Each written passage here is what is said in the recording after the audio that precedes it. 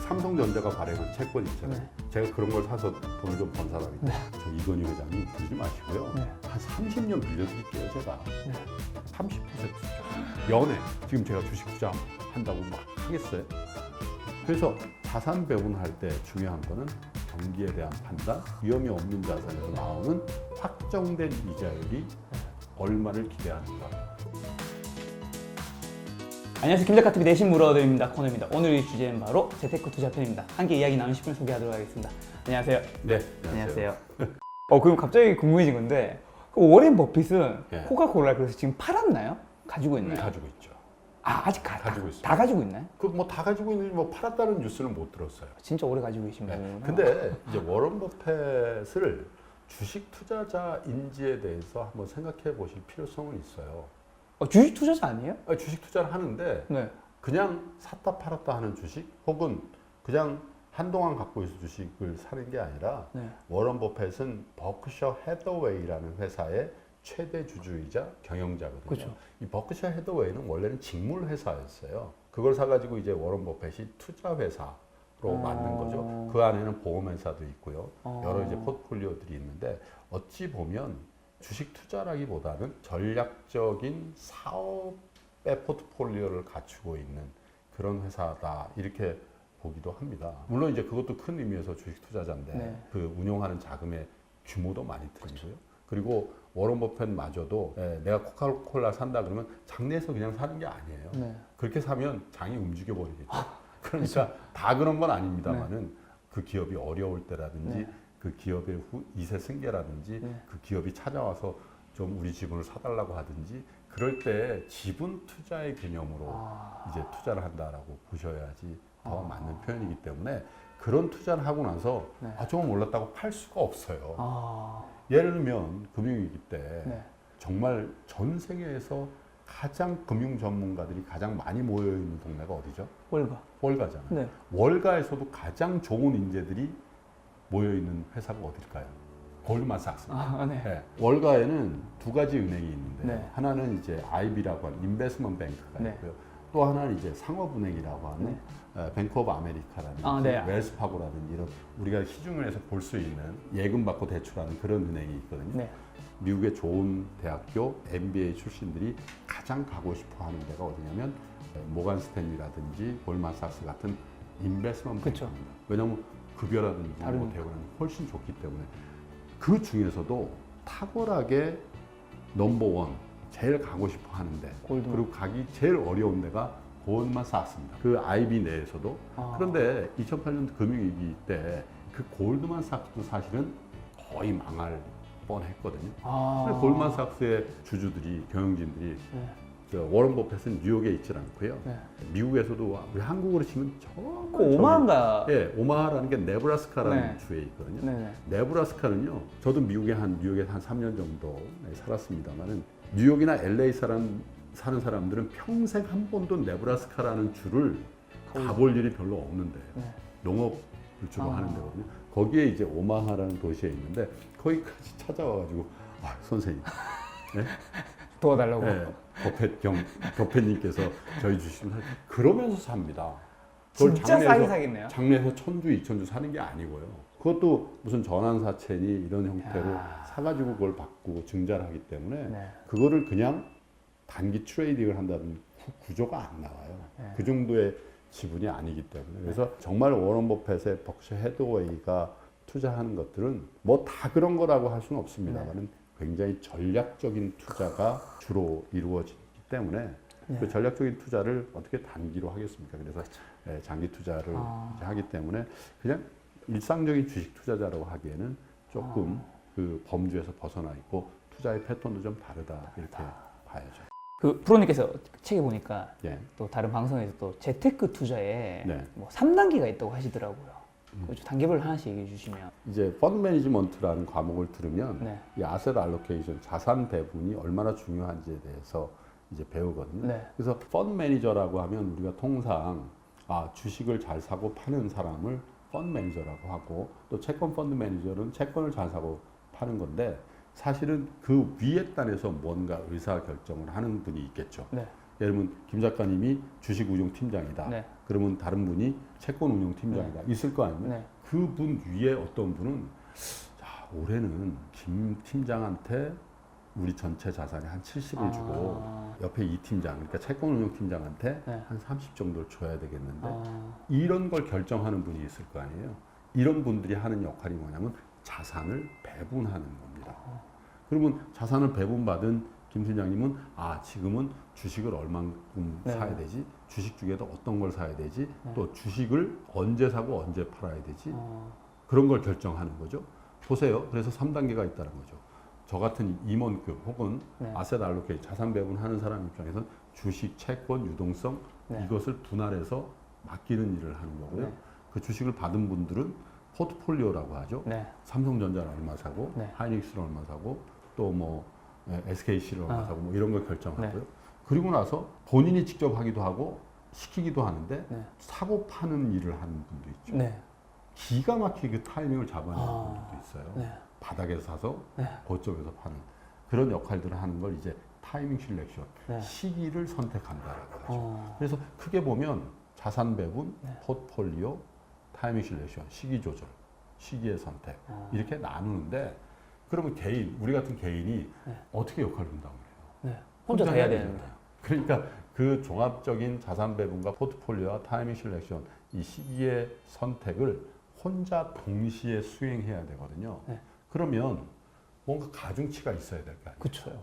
그런데 경험적으로 우리가 쭉 연구를 해보면요. 이 어느 정도 자산이 있는 사람에게는 이 자산 배분을 어떻게 적절히 하는지가 전체 자산의 운용 수익률에서 가장 중요하더라라는 거예요. 물론 이렇게 반문하실 수 있죠. 저 100만 원밖에 없는데요. 그렇죠. 그건 예외죠. 네. 너무 작으니까. 물론 원칙대로 하면 100만 원도 자산 배분하라고 하는 분도 있는데 좀 비현실적이잖아요. 네네. 그건 이제 100만 원, 200만 원 수준이면 본인의 성향에 맞춰서 본인의 어떤 감을 믿고 그냥 투자하십시오. 네. 근데 어느 정도 사이즈가 되는 수천만 원, 수억 원의 돈 혹은 그 이상의 돈 이런 것들은 정확하게 지금 주식에 얼마, 부동산에 얼마, 네. 혹은 예금에 얼마 이런 개념을 가지시는 게 네. 굉장히 중요하다. 왜냐하면 한번 보십시오. 직전 한 4, 5년 동안에 네. 어떤 자산을 가지고 있으면 가장 해피했겠습니까? 주식, 우리나라에. 채권, 부동산. 부동산이요. 부동산이죠. 서울 부동산. 그 다음에 어딜까요? 그다음 채권이에요. 채권이요. 네. 채권 금리가 계속해서 내렸잖아요. 네. 지금 우리나라 채권 금리가 1%대 초중반입니다. 네. 1% 뭐가 먹을 게 있어요? 네. 근데 4, 5년 전에 3%대 이런 데서 산 분들은 네. 채권은 수익률이 빠지면서 가격이 올라가게 돼 있잖아요. 돈의 가치니까 채권으로도 수익을 많이 낼 수 있어요. 근데 채권 투자에 대해서 우리 소액 투자자분들은 굉장히 어렵게 생각하시는데 제가 하나 예를 들어볼게요. 네. 채권은 예금하고 거의 비슷해요. 예를 들면 얼마 전에 모 은행에서 뭐 특판 상품을 해서 500만 원까지 5% 준다 뭐 이런 거. 네네 봤어요. 그래가지고 어마어마한 사람들이 봤어요.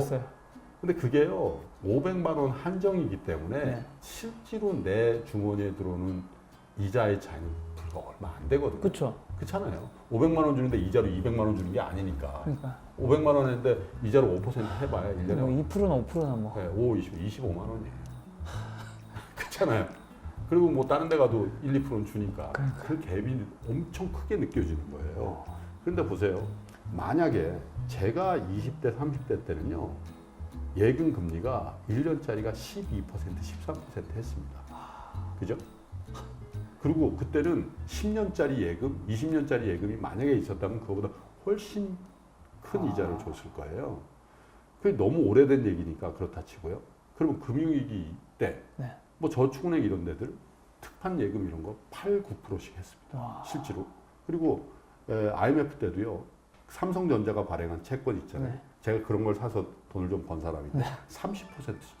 연에. 아. 믿어주세요. 삼성전자가 약속을 하는 거예요. 와. 3년만 빌려주세요. 그럼 이자 얼마 드려요? 1년에 30. 내가 1억을 빌려주면 삼성전자에 빌려주면 1년에 3천만 원씩 이자 줘요. 와, 그게 몇 년도라고요? 97년, 8년도죠. 아, 그때. 네, IMF 때. 아. 그때는 삼성전자도 위험하다고 할 때예요. 그러면 보세요. 만약에 내가 10억이 있는 사람이에요. 네. 그런데 삼성전자가 돈을 빌리려고 왔어요, 나한테. 직접 오진 않았어도 시장에 이제 네. 채권을 파니까 매년 30%씩 주는 거죠. 그거를 제가 이렇게 얘기하는 거죠. 저 이건희 회장님 그러지 마시고요. 네. 한 30년 빌려드릴게요, 제가. 네. 매년 30%씩 주실래요? 하겠어요, 안 하겠어요? 이건희 회장 입장에 3년만 빌려주는데도 1년에 30%씩 주는데 네. 할 가능성이 있죠. 네. 만약에 그 딜이 됐다고 생각해 보십시오. 이자가 이자를 낳잖아요. 복리로. 복리. 네. 어마어마한 수익이 창출이 됐겠죠. 아, 물론 그때는 저 채권을 사는 사람 입장에서 30년짜리를 생각 못했고 빌리는 입장에서는 못했으니까 못했죠. 그렇죠. 근데 그렇게 이자율, 수익률이라는 게 무서운 거예요. 만약에 지금 저에게 어떤 신용도가 좋은 사람이나 기업에 와서 네. 김프로 당신 돈 나한테 맡겨. 내가 연에 5%씩 한 20년 동안 줄게. 근데 그 사람 내가 믿을 수 있고 그럼 해야죠. 그 기업 믿을 수 있고 제가 얼마나 해피하겠습니까? 네. 지금 제가 주식 투자한다고 막 하겠어요? 아니 뭐 100%는 아니겠지만 상당 부분을 글로 가겠죠. 네.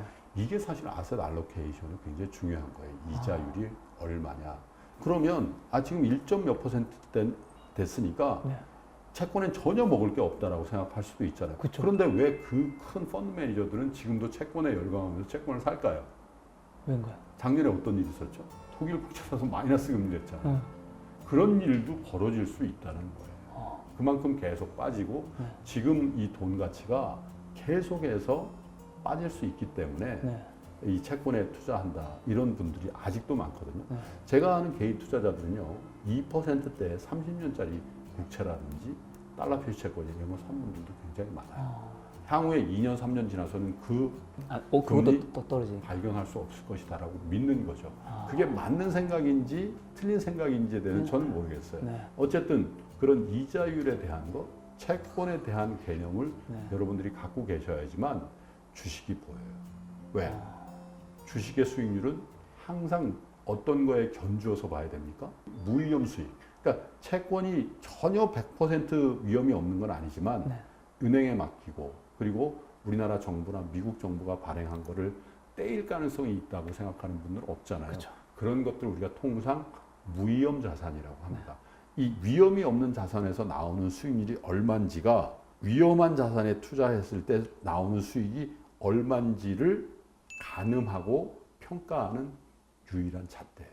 만약에 무위험한, 그러니까 위험이 없는 자산에서 내가 5%를 취할 수 있는데 네.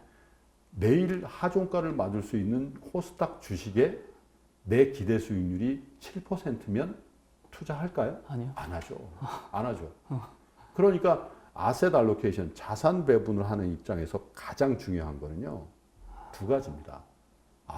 지금 경기의 사이클이 어떻게 될 것인가. 경기가 올라갈 때는 주식 비중을 높여야 되겠죠. 그리고 부동산 가격 올라갈 가능성이 많겠죠. 경기가 떨어질 때는 어떡합니까? 경기가 하향 곡선을 쭉 오랫동안 그러면 채권 금리가 떨어질 거 아니겠어요? 네. 그렇잖아요. 네. 그러니까 채권을 많이 늘려요.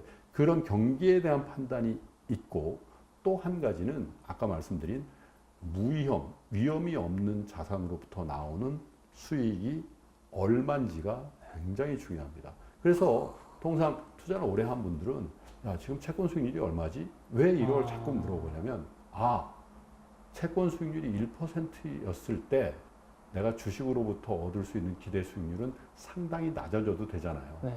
연에 5% 주식으로 먹으면 이거보다 나은 많이 거 아니야? 먹는 거죠. 이렇게 생각하는데 채권 수익률이 4%다. 그러면 주식시장에 넣어서 내가 5% 먹을 것을 기대하고 들어가는 거는 마음에 안 들죠. 그렇죠. 적어도 15% 혹은 그 이상 이렇게 되는 거죠. 네. 그래서 자산 배분할 때 중요한 거는 경기에 대한 판단 그리고 무위험한 자산에서 위험이 없는 자산에서 나오는 확정된 이자율이 얼마를 기대하는가 이게 굉장히 중요합니다. 뭐 다른 이제 고려점도 있겠습니다만 이걸 기준으로 해서 채권, 주식 혹은 부동산에 내가 어떻게 배분할 것인가. 그러면 아까 말씀드린 것처럼 주식이 계속 지금 미국 시장에서는 가장 좋은 게 뭐겠어요? 애플이나 테슬라 사는 거겠죠. 거기서 어떤 사람이 무슨 소리야 나 미국 국채 사. 미국 국채도 많이 먹었어요 스틸. 그렇지만 테슬라처럼 3개월에 너무 많이 먹었죠, 테슬라. 또 애플 10배 이상 올랐잖아요. 바닥권에 샀으면. 그런 수익률을 어떻게 채권으로 먹었겠어요. 그죠? 그러니까 사실은 개인 단에서도 네. 펀드 매니저가 똑같다. 지금 나는 네. 주식에, 채권에 혹은 부동산에 어떻게 배분하는 것이 맞는가. 이걸 결정하는 것이 그 안에서의 포트폴리오, 주식을 선택하는 일들과 시기를 조정하는 것보다 훨씬 중요하다는 거죠. 다 그런 생각을 못 해요. 이게 포트폴리오에서 하는 것보다 더 큰 개념인 거잖아요. 그렇죠. 이게 잘못 상위 들어가면 개념이죠. 어떻게 해도 이거보다 못한 거. 네. 주식 전체가 곤두박질 치고 있는데 주식 비중이 80%예요. 그래서 나머지 채권에서 꽤 좋은 수익률을 얻었어요. 토탈에서 보면 나의 자산은 어떻게 됐을까요? 마이너스. 그렇죠. 근데 그런 개념으로서 이 자산 배분이 그만큼 중요한데 네. 우리가 그걸 잘 못하는 이유가 있어요. 왜? 투자의 중심을 자기가 스스로 잡지 않기 때문에.